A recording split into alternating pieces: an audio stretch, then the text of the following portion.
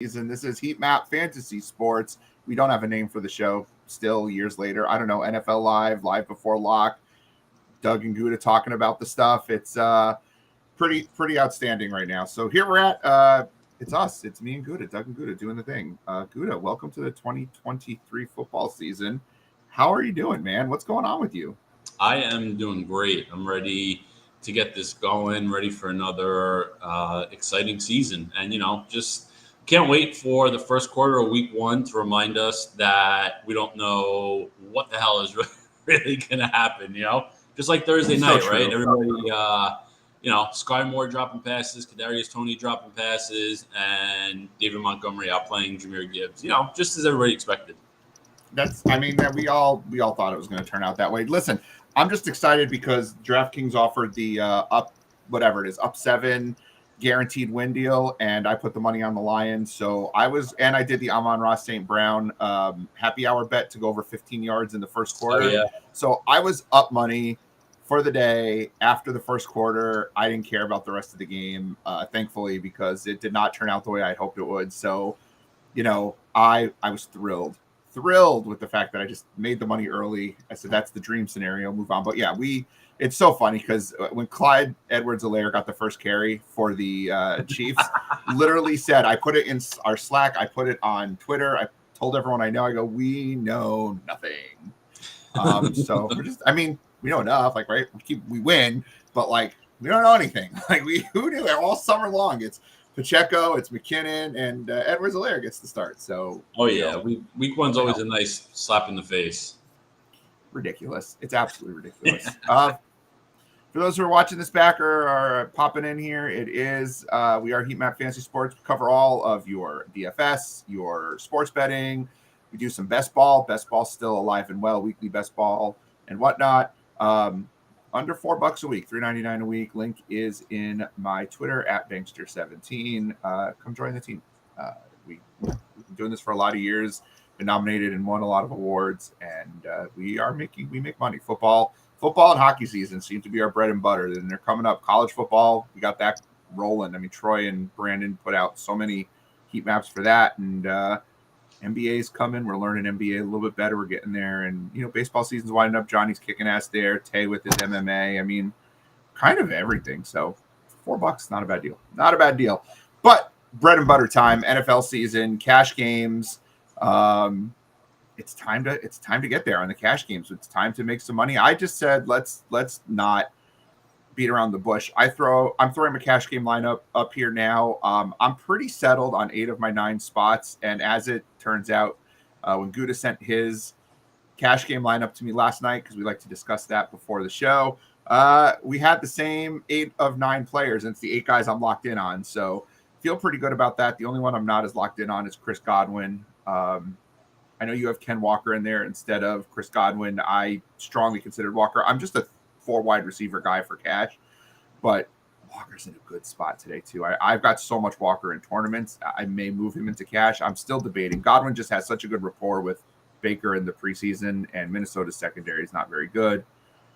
So I'm like, let me get those. Let me get that high floor. What are your thoughts? Let's talk Godwin versus Ken Walker right now. You went Walker, I went Godwin. Let's hear your argument for Walker. So, all right. So I still have Walker in my lineup. So we will start there. Yeah.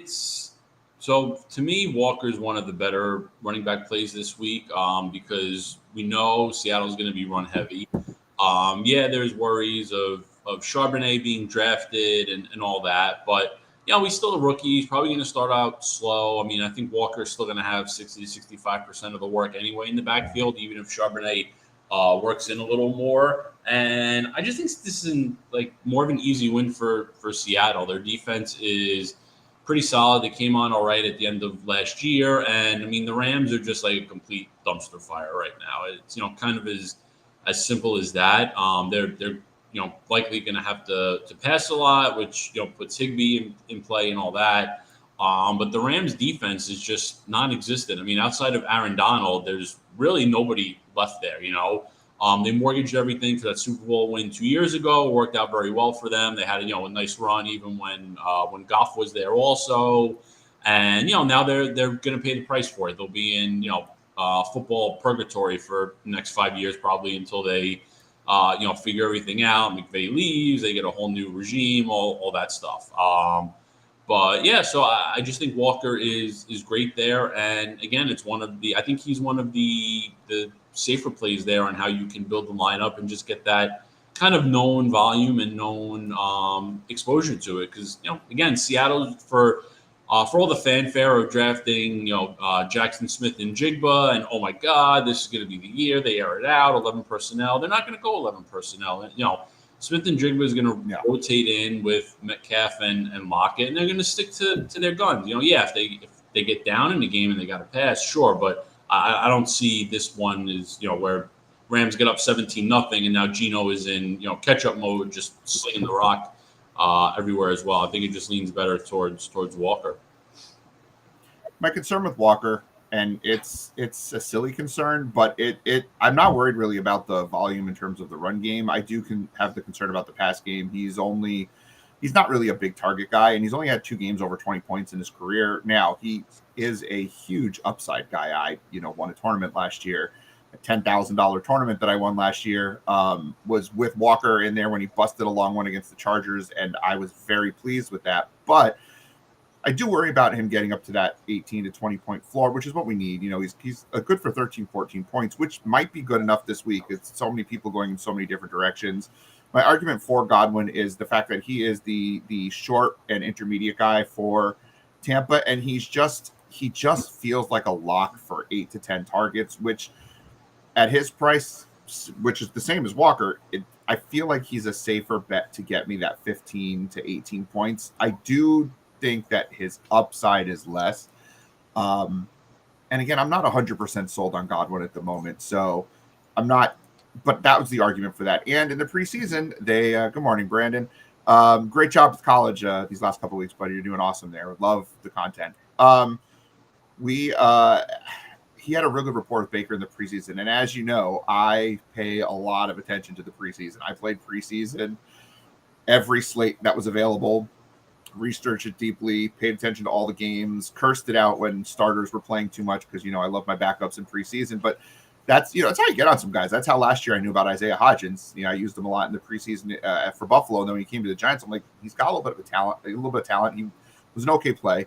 And so I'm watching, I noticed the rapport that Godwin had with Baker. Baker really found him to be a trustworthy, reliable, short game target, and he peppered him. And so in a game that I think Tampa's going to have to throw against Minnesota, I prefer him there, but I don't think you're going to go wrong either way. I don't think the decision between Godwin and Walker, given the other 8 guys that we agree on, is going to cost your cash game lineup. I just don't see it. I think they're going to have very similar output between 15 and 18 points as a floor, 20, 23 points for Godwin as an upside, 30 points if Walker goes off. So I think we're okay either way. I'm a 4 wide receiver guy in cash. I used to be a 3 running back guy. Because the game has changed, I'm more of a 4 wide receiver guy now. And so I think that's where I'm going. I know tinkering has gotten me in trouble in the past, so I'm vowing to not tinker so much this year. Like if I want to do something different, I'll add more lineups, when in doubt, make more lineups, but not for cash. I think cash, we've got to stick with where we're at. I don't want to miss out on cash because I tinkered at the last moment, because I've done that all too often. This is where my research and my gut took me. But let's talk about the rest of the cash lineup, because just because we agree on them doesn't mean that the rest of the audience knows why we put them there. So starting at the quarterback position, it really comes down, I think, to 3 guys maybe, right? Jalen Hurts at the high end, Justin Herbert in the middle of the high end with the highest total on the slate, and then Anthony Richardson at the low end. I know there's a lot of people out there who are going to be on Sam Howell today too at 4,900. He's not as athletic as Anthony Richardson. He's a better passer and definitely has better weapons. I don't know if they're going to need to use Sam Howell the way Anthony Richardson's going to be used. I think Richardson's going to have to throw all game, or at least be in passing situations where he can run, thus raising his floor. And he's far more athletic than Sam Howell. So I think at that price point, we've got the $700 to make it work. So what's the argument, since we both agree, Gutta, from your perspective, what's the argument to go all the way down to Richardson as opposed to just taking what we know in Jalen Hurts, or, spending at the mid-range on Justin Herbert, who should throw a ton against the Dolphins? Why did you decide on Richardson? Basically, looking at 2022 Justin Fields. I mean, that's what I think the argument really is. You got a bad defense, a team that doesn't really know kind of what their identity is or what things are going to be. Richardson is one of the more athletic quarterbacks to ever grace the NFL. He does lack experience, so there's definitely downside there. But I think his rushing ability is going to keep the floor relatively high, and at his price point, he doesn't need to do that much to hit the value either. And I do think Jacksonville likely wins this game pretty easily. And if that is the case too, Richardson is going to be dropping back a ton, especially with the running game kind of in shambles too. No Jonathan Taylor, no Zach Moss. I mean, you're relying on Deion Jackson, who looked like he was out the door, and a rookie, I think 5th rounder Evan Hull. There's just not much there, and it's all going to kind of rely on Richardson. And plus two, you go off if this type of stuff matters to you as well. Head coach Shane Steichen, he did really good with rushing quarterbacks in the past and the development. I mean, he did a great job with Jalen Hurts and the development there. So Richardson's a very similar type of guy, rushing upside, very raw on the passing side, which Jalen Hurts was, but he took advantage of that. And I think we can see a very similar thing from Richardson as well. Yeah, I think with Richardson too, and I think the Shane Steichen argument makes a lot of sense because he made the tush push famous, and Richardson is that kind of athletic, big freak of an athlete where that's going to come into play. If you don't think that the Colts are going to use that tush push, you're insane. And that's going to happen down inside the 3-yard line. You think they're going to give the ball to Deion Jackson or Evan Hull, or do you think they're going to take their giant, next coming of Cam Newton, but probably more athletic quarterback, and they're going to run his ass up the middle and push that ass if they have to? Listen, I have, if you go take a look at his Prize Picks, and by the way, if you want to sign up for Prize Picks, use promo code Bankster to get a 100% deposit bonus up to $100. Over on Prize Picks, Anthony Richardson's pass line is at 194.5, which I take the under on that. But I do think he's got 120, 150 yards of passing, and I also think he has a 50 to 60 yard rush floor. And if we think that he's going to score 6 to 10 touchdowns this year, that's about half a touchdown a game. 50 to 60 rushing yards with half a touchdown a game is putting you at 8 to 10 points right off the bat, just with his rushing. You get 3 or 4 passing points. Now you're talking 12, 13 points without throwing for a touchdown or having any passing upside or any rushing upside. If he gets up to 100 yards rushing or 80 yards rushing where he scores 2 touchdowns, 20 points from him is a huge day. He needs, 16.8 points to hit a 3X floor. I think he just needs to go a little bit above what I believe his floor to be to get there. Yeah. Even Justin Fields last year, I had the stats up on the screen when you were talking about it earlier. At the beginning of the year, Justin Fields did struggle last year. We have to remember he wasn't Justin Fields all year long, but even 14, 17, 19. So through the first 6 weeks of the season, before they really figured out what to do with him, he still kind of hit where we need where we need Richardson to be today to hit that number. Whereas you're looking at Jalen Hurts, who's sitting right around $8,000. He has to do so much more. Do I think Hurts will get there? Yeah, but what does it do to the rest of your lineup when you're spending that extra $2,200 to get up to Hurts, or $2,400 to get up to Lamar Jackson, or even the extra $1,300 to get up to Herbert, who does not have that rushing floor? If Herbert just has kind of the games he had last year where he throws 1.5 touchdowns and 270 yards. Look what he did last year. His average points per game was 18 points a game. That's not going to cut it for Herbert. 18 points doesn't get us where we need to be. We need to be at 20.7 to get a 3X. I just think Richardson's the safest option. And if you look at the rest of the lineup, and I say R because, again, Gutta and I share 8 of the 9 players, you're able to get Austin Eckler and Tyreek Hill in that 50-point total game, the 2 best players offensively in the game, so you're still getting that exposure to it. And now you're talking about guys who have legitimate 30 to 40 point upside with what I believe to be 18 to 20 point floors. I just think Richardson, it's not just about Richardson, it's about what else he can do for your lineup. And he opens up so much for the rest of your lineup. Talk to me a little bit, Gutta, about your decision and my decision, but I'll let you do the talking on this one.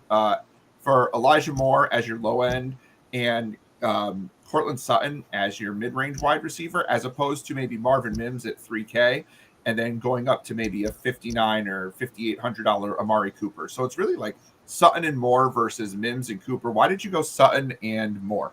Honestly, I just think it makes more sense. So on the Marvin Mims front, we're anticipating that he's going to play. He's going to get targets. He's going to be, the kind of clear number 2 receiver and everything. But he is a rookie. He did, I think he did miss a little time with an injury, and rookies week 1, there's no guarantee on it. I think Mims makes more sense as a tournament player versus in the cash game. Because also, too, I mean, the way that the lineups did break for me and creating them, I didn't need that extra savings there from Moore down to Mims. I also think, too, that I think Moore is going to be more involved in the game plan potentially than Mims might be as well. Because again, we don't really know the type of offense Sean Payton's going to come in and run right now. We're anticipating he's going to do most of what he did in New Orleans, but he's also got a much different makeup of this team as well. He doesn't really have that Alvin Kamara type yet. Javonte Williams, has some skill sets, but he's still he's still coming off the knee injury, and by all accounts, this probably should be a game where Vegas doesn't put up a ton of points. So, what really is going to be there? And I think Sutton's the much better option because he's been there. He played with Russ for a year, and he's been around. I just think there's a much safer target volume there for Sutton over Mims and all. And same thing too with Elijah Moore. I think he will be involved. They've been raving about him all off season.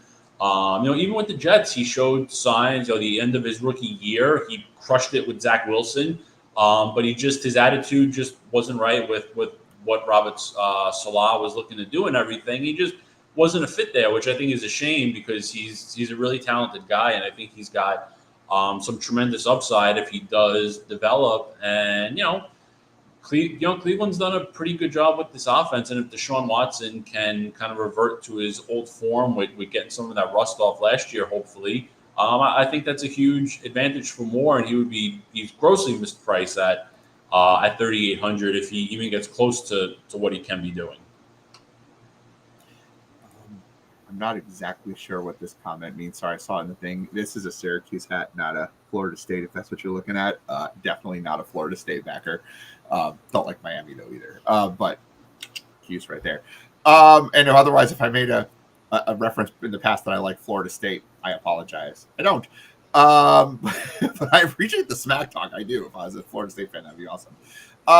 The thing with Elijah Moore is he's uber talented. I mean, he's a ridiculously good receiver. And you're right, he just didn't work out with the Jets. But when he actually got the targets, he was a productive wide receiver.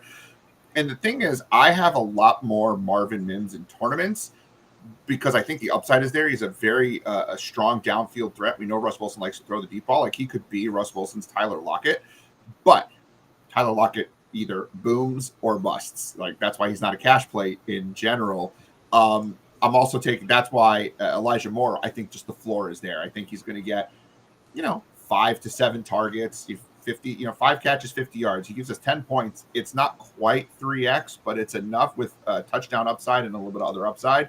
I don't know if we're going to get that necessarily out of Mims. Mims could go 2 for 80 with a touchdown, and that's going to be worth 16 points. And he outscored Elijah Moore, but he could also go, 1 catch, 35 yards, and that's it for him. And then he's sitting at 4 points, and my tournaments are all sunk, and I cry. But I don't want my cash games to sink because cash games are going to make up for all the tournament losses because you're going to lose most of the tournaments. That's just a sad fact of being a tournament player.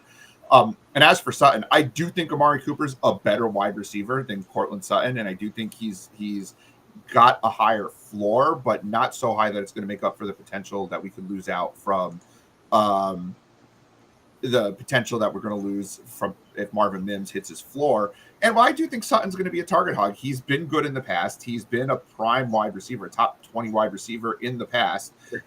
We've seen how Russ Wilson can use his number one wide receiver, and we know how Sean Payton likes to use his number one wide receiver. Look at what Michael Thomas did. He's Michael Thomas in this offense. I'm not saying he's as talented as Thomas, but he's a pretty talented wide receiver. And at $5,200, doesn't need to do much, 6 catches, 70 yards is 30 points right there, 13 points right there. And we're almost at a 3X without any sort of upside. And I think that's there. I actually disagree in a little bit of a way with you, Gutta. I do think the Raiders can score in this game. I think it's going to be one of the surprise tournament games this week. I have far too much exposure to the Raiders and Broncos this week because Josh Jacobs rolled the Broncos last year, and I don't think Devontae Adams is going to see a huge drop-off. Why would he? He's played with, he played with a fairly crappy quarterback last year. He's played with backup quarterbacks in Green Bay. He's a talented wide receiver. And I do think that's going to keep Denver throwing. I'm actually off the Denver running game because who the hell knows what's going on there. Tyler Higbee was sort of a later ad for me this week until I came around, and now I have probably more exposure to Higbee than I do any player on the slate. Because who the hell are the Rams going to throw the ball to? Van Jefferson's never proven that he can be the guy. Tutu Atwell has been criminally disappointing over his career, though I do like him as a tournament play. We don't know what Puka Nacua can be. I love him. I got plenty of him in best ball, but this ain't best ball. Yeah. Tyler Higbee's old reliable. You know what I mean? Like, Tyler Higbee's always been the guy who's going to get you that nice floor. He's a little more expensive than I expected him to be, but he's got to be the guy that Stafford looks for. And I think the Rams are going to have to throw because I do see Seattle putting up some points this week. So, I don't see why we wouldn't use Higbee. There's no Kelsey on the slate. Andrews is off the slate. Isaiah Likely is going to become a very popular guy at $3,000, but we don't know how they're going to use Likely. So why not just take the guy who has the floor? Again, much like a lot of the guys I'm looking at this week. Yes, Isaiah Likely has a higher upside than Tyler Higbee, but I don't think he has the same floor. And I'm looking for floor and cash. I want to, make the cash line. Al Zeidenfeld, who I love Al. I watch Al all the time. He's a fellow Syracuse alum, he's part of the tribe. And so one of the things he always says is you don't have to be faster than the bear. I just got to be faster than you. And that's what cash games are. You don't need to win a cash game. You just need to be better than half the field. So that's where a floor comes into play. And it's one of the things that I've kind of lived by when I'm looking at cash game lineups. Do you have any other insights into that? Do you want to talk about Brian Robinson? So any other addition to this conversation? Yeah, before we start looking at I actually have made a change in my cash lineup. I did come off of Higbee and went to Likely. Of course you did. Yeah, I just went through this whole thing. Now I feel like an asshole. No, listen, I do very much like Higbee. I think the logic is very sound. And I listen, before the Mark Andrews news, I was there. I had Higbee in my lineup that I was, I had a very big debate on my cash lineup where I was going to go. I was struggling a little bit. I saw your update with Higbee, and having Higbee in there, it just kind of clicked. So I'm very much into Higbee, and I think the logic is there. And it's probably a better, in a vacuum, Higbee is probably a better play than Isaiah Likely is. And Seattle was bad against the tight ends last year. One of my better calls last year was that George Kittle game where he blew up against Seattle. Seattle was bad, and I think Higbee's going to be, have a nice game this week and will be fine for cash lineups. But I was with going from Higbee to Likely. Obviously, it's not a 1v1 given their salary difference, but I was able to get from Brian Robinson up to Chris Olave, who I love this week. I think Olave is one of the better wide receiver plays, and it gets me to the 4 wide receivers instead of the 3 running backs, which I do kind of prefer as well. I wasn't against the 3 running backs because of the upside I think Walker does have and what I think Brian Robinson can do this week. I just feel more I do like having Eckler and Walker in there as my running backs, and I was able to go from Brian Robinson to Chris Olave, which I think gives me some more upside in the cash lineup. And I also too think that Olave's got a really, really nice floor this week with New Orleans basically having one active running back for all intents and purposes and going against arguably, the top run defense in the NFL. So I like that. I like the switch that it was able to, to give me and what it was able to put towards.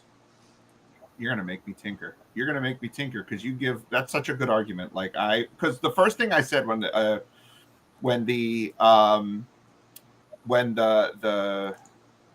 salaries came out, the first thing I said, I even posted it in our Slack chat. Chris Olave is a lock for me in cash this week at only 6,500. He's way too cheap. And then I got off. Now I'm off Olave, or I was off Olave there. And I love Brian Robinson, but he doesn't catch passes, and we don't know what Gibson's going to do. What are you doing with the extra $500? Am I seeing something wrong here? Do you have an extra $500 in your lineup? Yeah, I left it on the table. Huh. Interesting. Now you're gonna make me freaking tinker. You're gonna make me tinker. Because I'm looking at this and I'm like, so it's for me at the 3v3 is Walker, Olave, likely versus Higbee, Godwin, Robinson. I think this is definitely the better route to go, but with the extra $500, I don't. Yeah, I know. Leaving the money on the table always bugs you, but but there are ways to go. I don't have to go likely. I could go Henry. I like Hunter Henry a lot, particularly with Devontae Parker is going to be ruled out this week, Correct. And I have no problem going Hunter Henry. Zach Ertz is going to be active this week. Someone's got to catch the pass for Arizona, and Washington is not good against tight ends. So in that respect, I don't mind switching off. So I didn't mean, sorry to interrupt on that, but I don't have to I don't have to go with Isaiah Likely either. But Walker, I mean, I was so set on Robinson, but boy, that Walker Olave is sexy as hell. I definitely like Robinson. I think he's going to have a really nice workload and catch a couple passes too. I think that's going to fly really under the radar with a lot that's come out of camp and how even he was used in the preseason games, which nobody's really talked about. But that's the whole thing these days with cash as well. It's one, it's finding one or two spots where guys might be a little lower owned, like having Higbee in there and Brian Robinson. Those two guys look very low on the ownership scale this week, at least for cash, because Likely will easily be the highest owned tight end, either him or Musgrave, I think.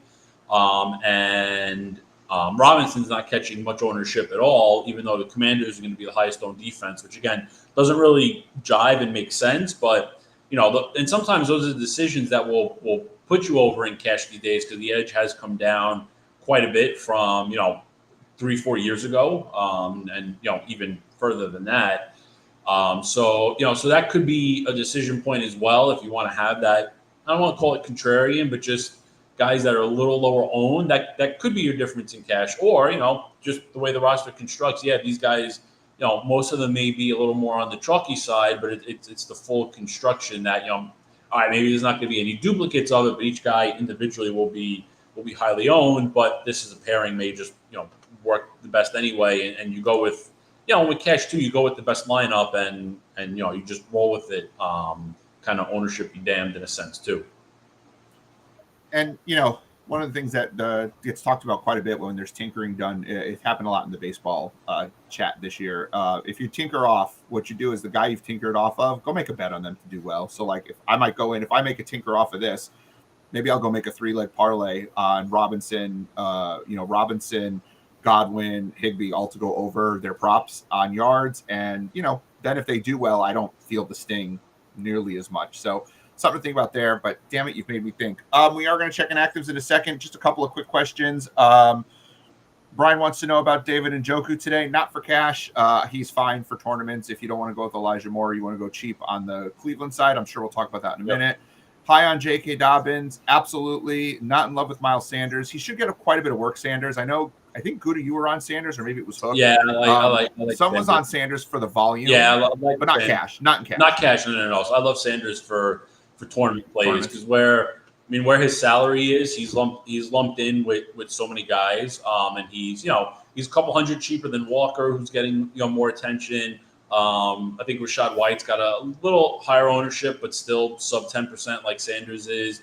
And obviously you got Raheem Mostert in that range as well, who's unfortunately his ownership was coming down yesterday, so I was getting more intrigued. But now with the news this morning that Devon Achane is going to be out today, so basically again it's Mostert and like Salvin Ahmed in the backfield. I mean, Mostert's ownership is going to go through the roof, I think, on that news now too. So Sanders is a very overlooked play, and again, Atlanta's defense is okay, but Sanders' volume should be pretty high. Like we've seen the last 2 years with the Eagles, and I think the Andrews news really bumps up Dobbins as well. Andrews officially out. I like Dobbins more for tournaments. I've been stacking him with the Ravens defense. I just don't know what's going to happen with the new offensive coordinator. He's a big passing guy. Yeah. And I mean, Lamar steals a lot of work from Dobbins. I just don't think Dobbins is safe for cash, really. He's not. He's not. I think he's a great tournament play. Yeah. I mean, Todd Monken was the genius behind that 2019 Bucs offense. Yep. I think I've got a lot of Lamar in tournaments for that reason. Yeah. Scrolling through some inactives, some of my favorite preseason guys who don't matter for regular season. I'm seeing them inactive, which is fun. Let's see. Hollywood Brown and Zach Ertz are both active, which I love to see. John Mechie inactive. Poor guy. I really hope he gets healthy. Keyshawn Vaughn inactive for the Bucs, which I think speaks well for Rachaad White in tournaments, though. Just watch out for Chase Edmonds. He looked really good in preseason and practice. I wouldn't be surprised if he gets more touches than we think. He's not going to take the lead role, but more touches than we think, particularly on third down in the passing game, though Rachaad White's a great pass catcher. Chase Brown is out for the Bengals, which means the backup there is going to be Chris Evans, but he's not a between the tackles guy, so I think you're pretty good with Mixon. I think Mixon's going way under the radar today. I don't have enough exposure to him in tournaments. I probably should. He's that kind of guy who can. It's going to be an F. Joe Mixon kind of a week. I think if I don't get more exposure to him, that's just what happens. I think that game's going to go low. I think it's going to be more of a plotting game than people think. Yeah. Zach Moss officially inactive speaks well to Deion Jackson. Oh, my boy Nick Muse, the tight end for the Vikings. Not that he was going to get any action, but he's inactive. He was so good at preseason. Oh, he made me so much money in preseason. But that doesn't matter. Chase Young inactive for the Commanders, so maybe that helps James Conner. I don't really like anyone on the Cardinals, but Jermichael Hasty inactive. Tank Bigsby, man. Tank Bigsby, he's $5K, which is a little pricey, but I don't know. I'm kind of not in on ATN this year, and I think Bigsby's going to get a lot more work. Not playing either of them, but yikes. Not in love there. Kendre Miller officially out. Good for Jamal Williams. I don't want to say this because then he's going to score 3 touchdowns, but I'm not getting overly cute on Taysom Hill. You in showdown, fine, but Taysom Hill could see 3 touches today. He could have 12 carries and 2 touchdowns, but that's very unlikely. Cordero Patterson inactive. You weren't using him, but that's probably good for the pass catching of it's good probably for both Kyle Pitts and really good for Bijan, who I love in tournaments today. So also start to it's 4:00 game, but Romeo Dobbs is expected to be active, but on a limited snap count. So that'll give you a little probably bumps a little bit to Musgrave and Reed, but I think ultimately it's just like an all-day Aaron Jones game. Yes. One of my favorite tournament plays today. I'm trying to – the reason I don't have a lot of Joe Mixon, I know there's a $500 difference, but $500 is easy to find this week. The reason I don't have a lot of Joe Mixon is because I am starting to really, really build up my Aaron Jones exposure today. This feels like an Aaron Jones 12 carries, 8 catches – let's see what he can do kind of a game. I also think it helps the Bears defense. If you're not going to play Aaron Jones, I think the Bears defense, if you want to get off the Commanders, along the Bears, the Saints, the Falcons, the Buccaneers, maybe, because I don't always trust Kirk Cousins, and I'm missing a team. Seahawks. I think those are all viable defensive plays if you want to get off Washington and you don't want to go all the way up to Baltimore, who's crazy expensive. I also think Pittsburgh is worth using. Quick question from Brandon, then we're going to hit up tournaments because I think we covered all of our inactives. If playing Richardson, Who would you pair him with in tournaments? I would not. I would pair him with a double run back on Calvin Ridley and another wide receiver from Jacksonville. I would almost definitely run Richardson naked. Maybe Alec Pierce. Alec Pierce. Yeah, I like Otherwise, Pierce. I run him. Pierce is the only guy I would pair him with. Yeah, I think I have him with Pittman in one league, but I think that's going to be. I have some lineups that are meant to be tinkered with. I think that's one that's getting a tinker because I over on FanDuel, like I just don't think Richardson's going to have the passing upside to support multiple or even one wide receiver. Except Pierce is super cheap, so he only needs. Pierce goes 3 for 30 and a touchdown. He hits value. So yeah, and there's upside there. There's upside because Pierce is a good downfield play. Richardson runs around back there and a cornerback or safety start to creep up, then, Pierce could get behind the defense. That's just not something Michael Pittman does. And so I do think Pierce is the guy there for tournaments. If you have questions, please feel free to drop them in the chat. We're going to try to answer as many as we can. It may take a minute if we're in the middle of talking about a game, but we will, between games, talk about your questions because that's what we're here for. We do have about 24 more minutes. We're going to try to stick to the time this year, something I'm terrible at. We're trying to spend 2 minutes per game or so and give our big, bold predictions, make a lineup, and call it a day. We're going to clear this cash lineup because we're done talking about cash. Unless you have questions about cash, we're going to clear this lineup. God damn, my computer sucks. All right, Gutta, we'll start off with the big game. Just give me, kind of where your thoughts are on the game. We're going to go quick thoughts if we can on these games, who we like, what stacks we like, if we're playing heavy, fading above the field. Mini lightning round. Cincinnati, Cleveland. Going to be a real popular game this week. What are your thoughts on it? Yeah, if I'm playing it, I'm really only on the Cleveland side. I think Cleveland's offense is in a little better spot. Joe Burrow is one of the better quarterbacks, but he's struggled in Cleveland. Opening day in Cleveland.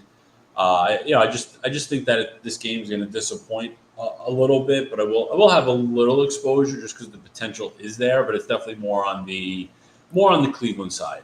15 and 17 points against Cleveland each of the last year in the two games, under 18 points in both games. Very scary. Yep. For Burrow. Yeah. So it's and I just like and the Cleveland pieces are cheaper too, so they don't need you won't necessarily need Cleveland to put up 35 to 40 points for them to hit value. Where on the Cincy side, Burrow's price, Chase's price, even Higgins' price, you need a really big output game for those guys to hit. If you have Burrow and Chase each put up 25 points, that's not doing anything for you at their price points. You're not winning a tournament with those outputs. You need a 30-plus point game from Chase, yeah. Yeah, and I just think that the route to failure for Cincy is much higher than their success rate this week. You know who I loved it this week, and I have more exposure to than I thought I would from this game? Like I said, I need to get Mixon. I got a lot of Nick Chubb. No one's going to be on Nick Chubb this week, and with Kareem Hunt gone and really nothing else in that backfield, if Cleveland could just get a little bit of a lead, they're going to want to grind this game, I think, and get Watson comfortable. It could be a Nick Chubb kind of a week. And if he can catch – Nick Chubb's become like Derrick Henry. If he can catch, 2 or 3 passes – and we saw what happened when Henry started catching passes last year. If he could catch 2 or 3 passes, man, that upside is there. I'm running a lot of Chubb either solo or with like Jamar Chase on lineups where I'm going low elsewhere. I do like Nick Chubb a lot this week in tournaments. It's a big game changer. Yeah, sub 5% Chubb, I just think is really hard to ignore this week. All right, moving on to Arizona, Washington. I can't imagine there's anyone on Arizona outside of maybe taking a shot on Michael Wilson just as a $3,000, pivot off of Marvin Mims.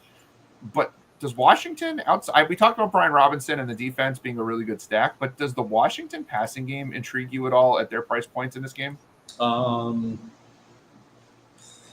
really. If you're doing like the Millie Maker or one of those just like monster field tournaments, maybe if you play the Washington pass offense, it's more of maybe the Commanders defense fails, Arizona puts up a little more points than people think, and Washington's has to throw it more. But even that, I think it's just Howell and Dotson, because I think McLaurin's going to be a little limited, even though he is playing. But there's not much of an argument I can make. I think the better way, if you were really looking for like a different story or idea from this game, is playing James Conner. Because I mean, again, right? We look for backfield work. I mean, there's nobody's taking touches away from Connor. So as long as he doesn't get hurt, I mean, the guy's probably going to get close to 20 touches. And if the game goes as people anticipate, Connor might get 5 to 7 catches. Realistically, it's not out of the realm of possibilities at all. So if Connor runs for 70 yards and gets 5 catches and he falls in the end zone, you've got a live guy that's probably coming in at 1% ownership. And he's, like I said, there's no this week. You've got week 14 against New England, right? I mean, that's reasonable. That's not an unreasonable potential for James Conner this week. And that's the whole thing. There's nobody taking away touches from Connor. The only thing taking touches away from him is if he gets hurt, which is possible, being James Conner. So, but you can't play for that, right? You can't play for correct. So, we have to start treating tournaments like we treat best ball, and we talk about this in our best ball room all the time.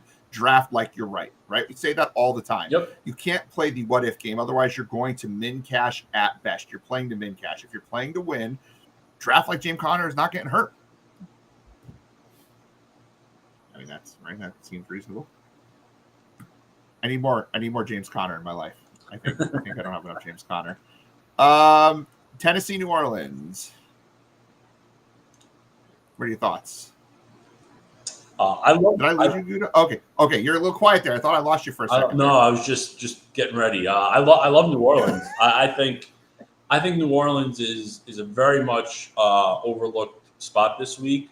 The difficult thing, of course, is figuring out how to play it in a sense. I mean, I'm pretty set on Chris Olave and Juwan Johnson.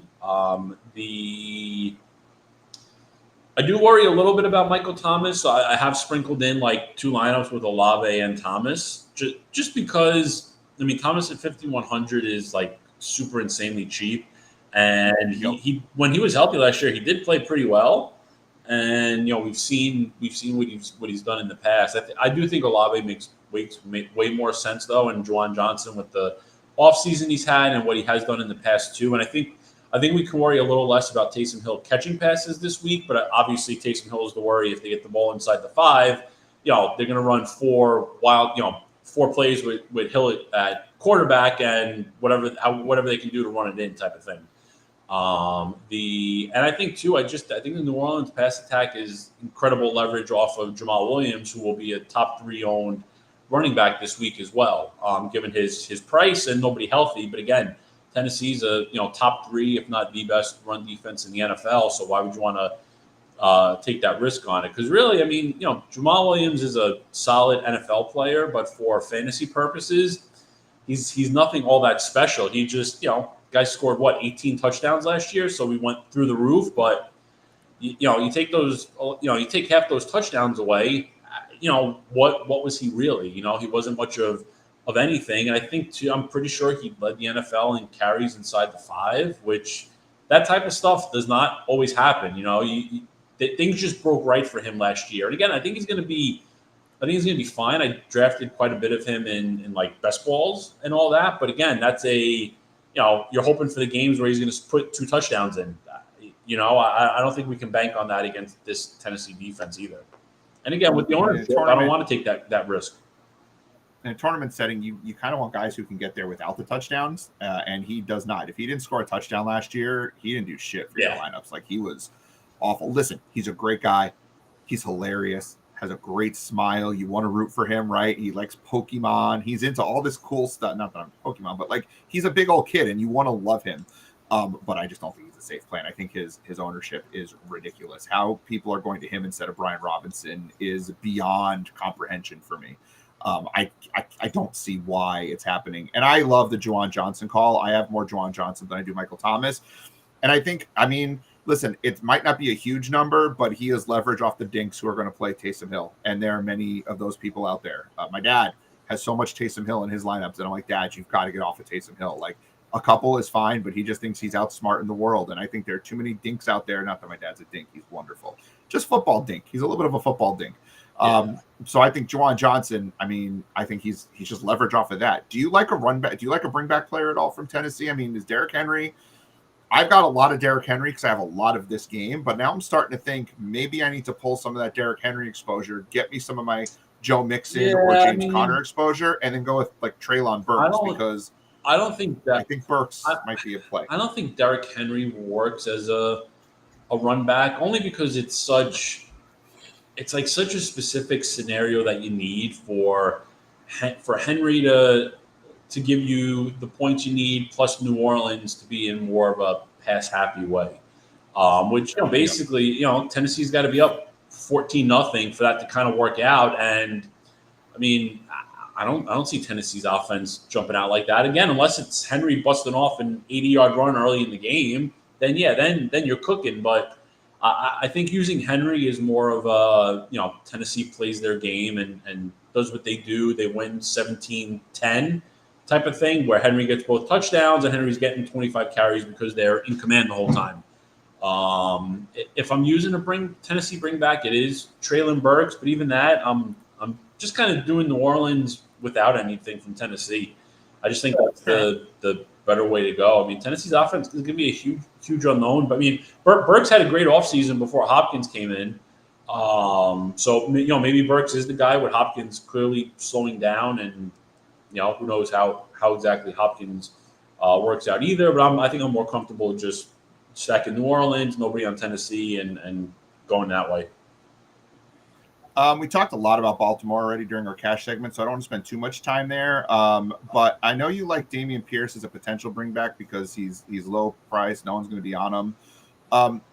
But for me, the bigger question is, who are you stacking with Lamar Jackson? Because I do think he can sustain two pass catchers. Who are they for you? Given if you only had one lineup, because I think if you're making multiple lineups, you just stack them all in different variations. But one lineup, who are your two, gun to your head guys that you're stacking with Lamar Jackson this week? I mean, it would be Bateman and Likely. Bateman and Likely. Yeah. But I like the Lamar Bateman combo better because it will be lower owned. Likely's going to be very high, and a Lamar Likely stack will probably be relatively common. So I think Bateman gives you a better advantage. And listen, every time Bateman's actually been on the field and healthy for a game, the guy's produced. He's done really, really well. He did well opening week last year against the Jets. He had that huge game against Miami, and then he got hurt.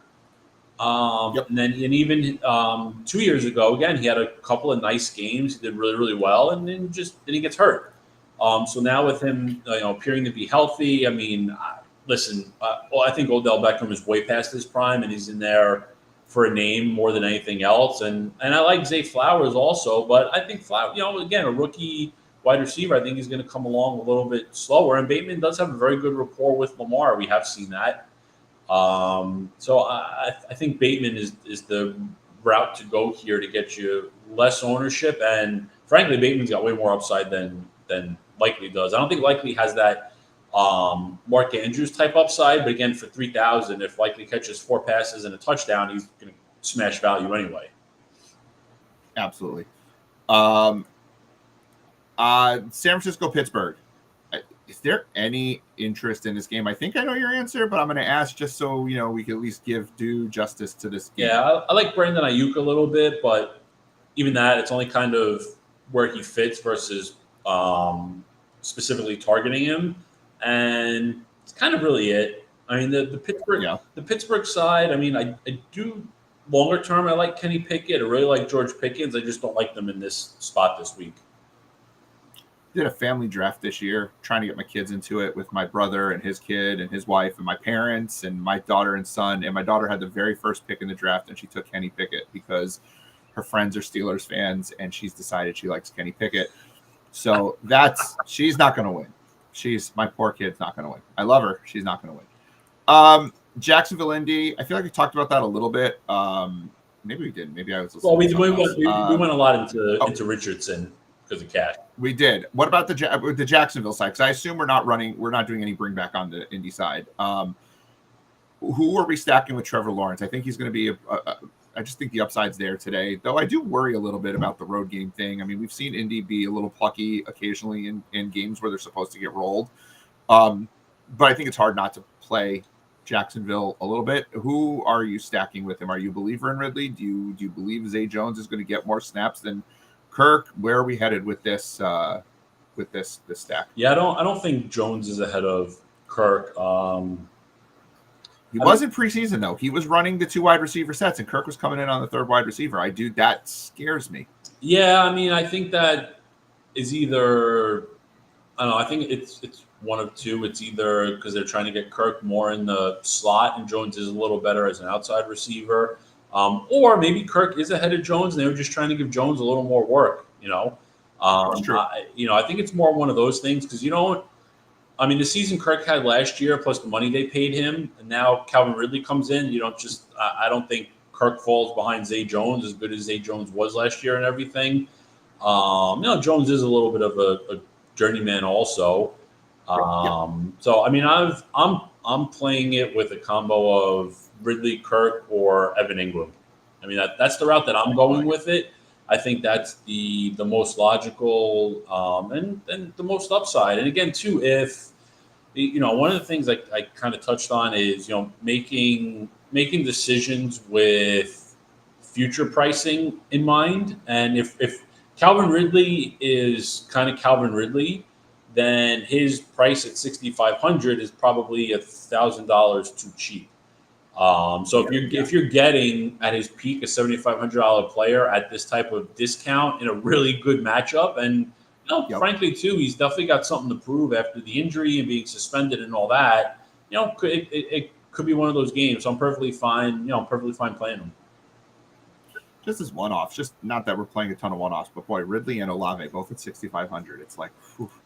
You can do some fun things. You can do some really fun things with these guys. Tampa, Minnesota.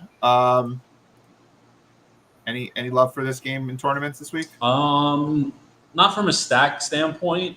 I mean, individually, I've got some of Rashad White. I've got some of Madison. I've stacked Madison with the Vikings defense. Not that the Vikings defense is very good, but one, it's Baker Mayfield, and secondly, Brian Flores loves to blitz. So if they're blitzing Mayfield all day, that's just smells like a couple turnovers to me. And then pricey though. Oof, yeah, pricey. Oh yeah, but again, you're going to get them sub 5% ownership because it is the Vikings defense. That's true. I've played a little of Tampa's defense too, because sometimes just the cheap, the cheap defenses, you get 5 points out of Tampa's defense. That savings can be helpful. I have quite a bit of Tampa defense this week. Yeah. So I've sprinkled in a little Hawkinson, a little Jefferson, just kind of like it just kind of fit in just a little different build. I think I even got one share of Mike Evans somewhere just because he's got more of the home run potential, and also too one stat that I've come across which actually worries me a little bit about Godwin this year. Last year I think he was either first or second in the NFL in designed targets, which basically I think was like targets either of 5 yards or shorter, basically like screens or kind of screen equivalents. Without Brady there, I don't think they're going to be doing a lot of that. So, I mean, listen, Godwin's target tree could open back up to more what we saw 2 and 3 years ago. But I just think for tournament purposes, Evans gives you a little more upside. If you wanted to go that route, listen, if you're playing Hawkinson or Jefferson and you want a little contrarian kind of correlation, I think Evans is the answer there. But, like I said, I got one share because we can, Evans is a guy that can have 4 catches and 2 touchdowns type of thing. But I'm also not going crazy on it either because it's Baker Mayfield, and Mayfield could throw 4 interceptions and it's a total dumpster fire. I actually have quite a bit of Jefferson Evans stacks. Not stacking the full game, but I do have it. Brandon's got it exactly right. I think there's potential, but I'm not touching either quarterback. I do have Jefferson Evans in a lot of lineups, and I do have some Evans standalone. I actually think Mike Evans could be in line for a really good game. Minnesota secondary is just really bad, and Evans with the home run potential. Wouldn't touch him in cash, obviously, but the home run potential I think is there. You spoke to it. I have a lot more Evans than you do, and I do think he's going to be low owned, and potential to break the slate. Now I'm also running over 20, 25 lineups, so it's not like if I'm running 3 lineups I'm going to run to get Evans, but he's been sprinkled with quite a few of my lineups. Carolina, Atlanta. You mentioned Miles Sanders. We already talked about him. I assume there's love for Bijan in this game, or are we taking a wait and see approach with Bijan? I've got a handful of shares. I'm not going crazy over it. I do hesitate because he's got a really, really high price. I mean, you need where is he at 8,000, right? 8K. Yep. 8K, I mean, that's you need 32 points just to really hit value. So realistically, you're looking for like a 40-point game. That's really hard to get to. Especially with, Cordero Patterson being out definitely helps because I was very much envisioning, Robinson having 150 total yards with a couple catches and Patterson being the guy stealing the touchdowns. But clumpy 2.0. Yeah, but don't forget too. Tyler Algier had a very good year last year. So I don't know how heavy they may go Bijan. It's just the price tag is tough because of the output that you need. So if if Bijan comes out and he's the next coming of Adrian Peterson as a rookie and he puts up 40 points and he burns me, so be it. I'm kind of okay with it just because I think that is his path to success for as good as he is just really, really tough for expectations for a rookie in their first game. I look at my lineups, I see a lot of B. Robinson. Some of it's Bijan, some of it's Brian, but most of my lineups have some version of a B. Robinson in there. I also think Hayden Hurst is in play. He did not catch a lot of passes in the preseason, but Bryce Young targeted him a fuck ton. Loves him. Great. Just at 3K. Nice little pivot off of Isaiah Likely. Rookie quarterbacks tend to, love that safety blanket. Yep. Every time I see a Philly game on the slate, particularly a Philly game where they're going up against a tough opponent, I think about the time last year where we said maybe you just got to play the best team and play the best guys. And because of that, I have far more Philadelphia, particularly AJ Brown, but Philadelphia in general than I expected to this week. Contrarian stack you're looking at, or are we kind of off Philly? Are you kind of off Philly this week? Hurts and AJ Brown. Very simple. Got it right. Very simple.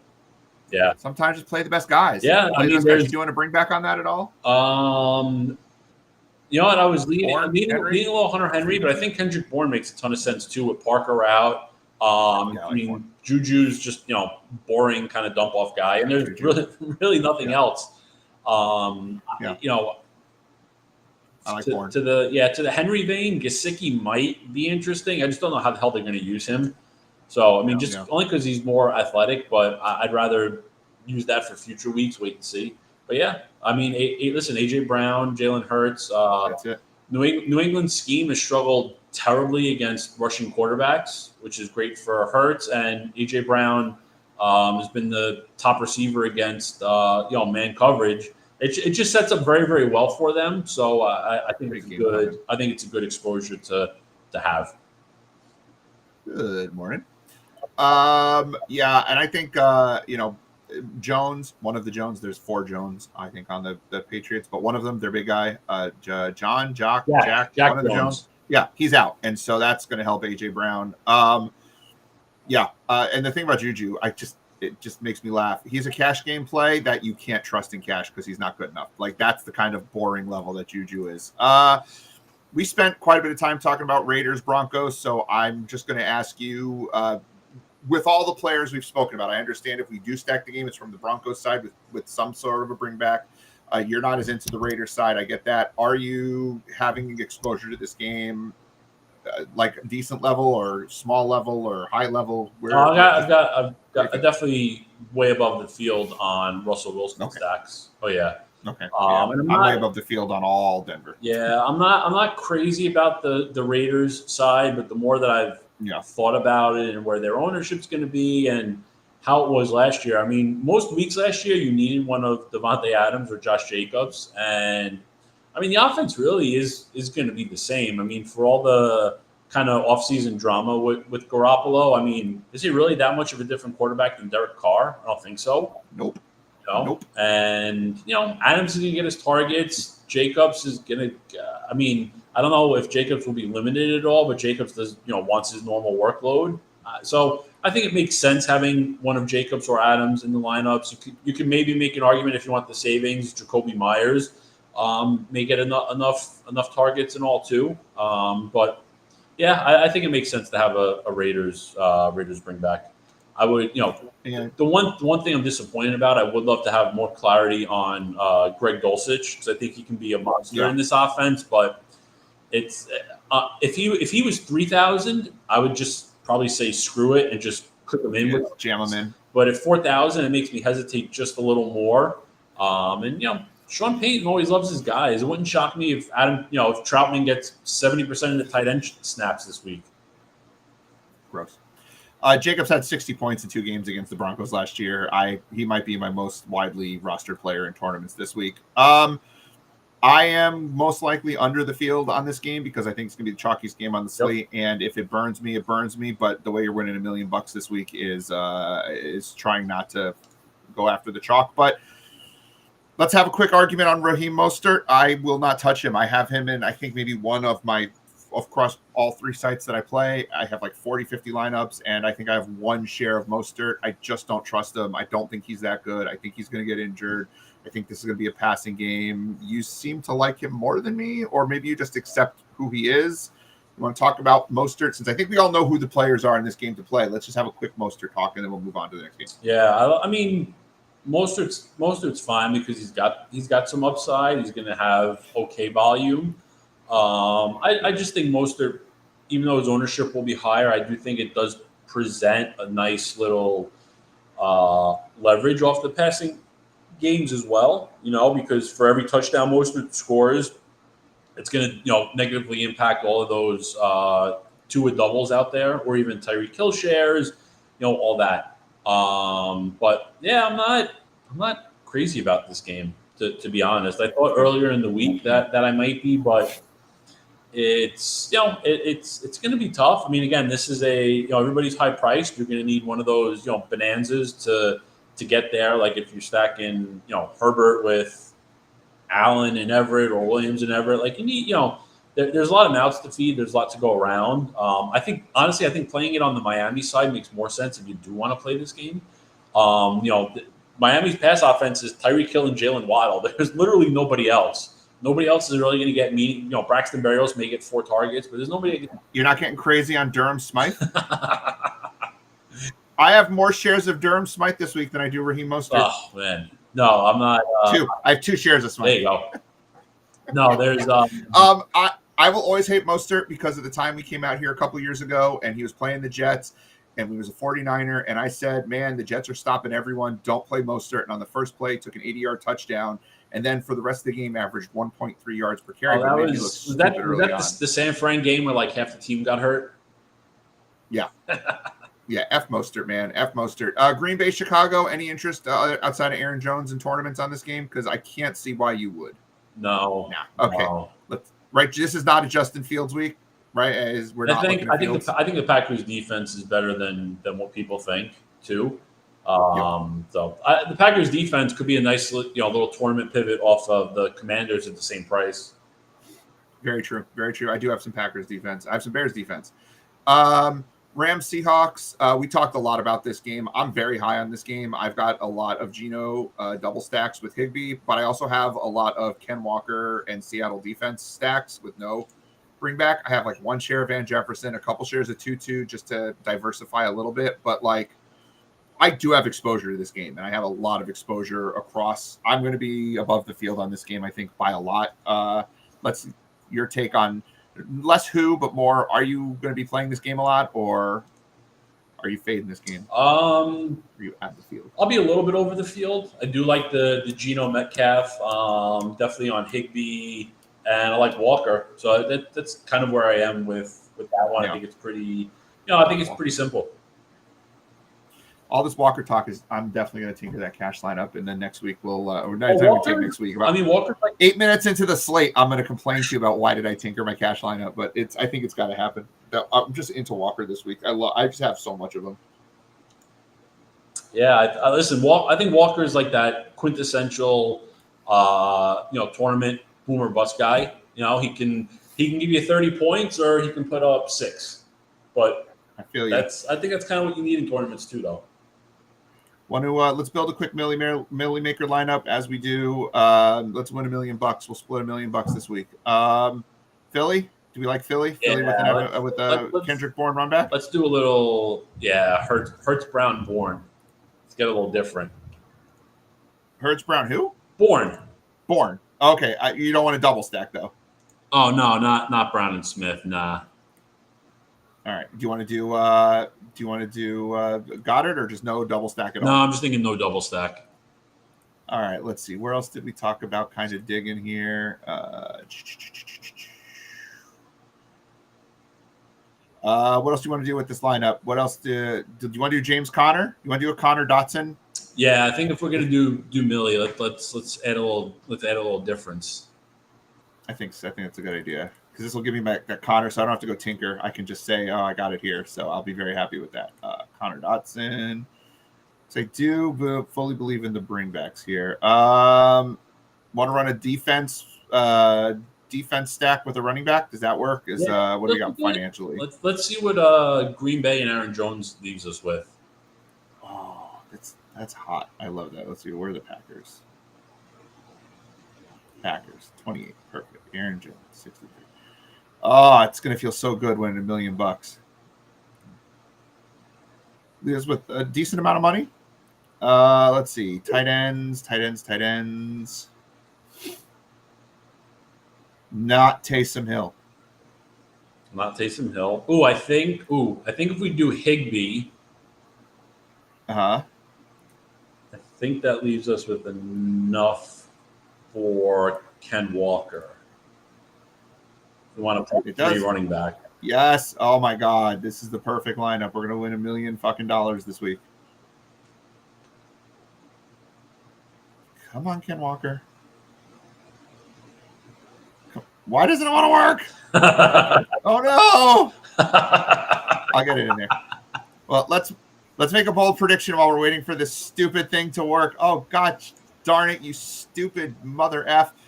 Bold prediction for the week. Besides that, we're going to win $1 million this week. Bold prediction. Ooh, I wasn't. You know what? I forgot about that one. I forgot about everything about this show until we went live. It's been a year. Ken Walker and Miles Sanders, both top 5 running backs this week. Oh, that is crazy bold. Mike Evans, 100 yards and 2 touchdowns, and I'm not going to regret using him at all. Let's hope. God willing, I have way too much Mike Evans. All right, we did it, Gutta. We made it through a show. We survived, and now I get to go super duper duper tinker, which is just crazy fun. Great show, man. Great show. I don't know why. Hold on. I don't like it this way. I don't want to be back. I don't want to be the big spoon. It's time's up. Yeah, it's good to do this. I'm glad we decided to. I know I was debating if we should do it or not.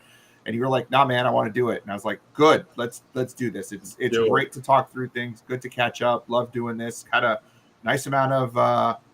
We got a bold prediction in the chat. If you're still in the chat and you want a bold prediction, throw it in there.